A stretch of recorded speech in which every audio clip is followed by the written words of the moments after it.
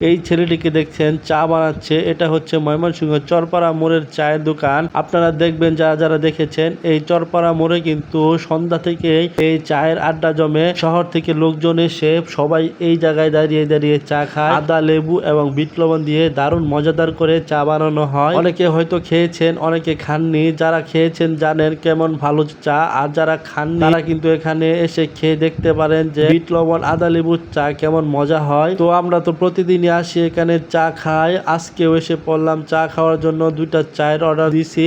দেখেন কত মানুষ এখানে কিন্তু দাঁড়িয়ে দাঁড়িয়ে চা খাচ্ছে।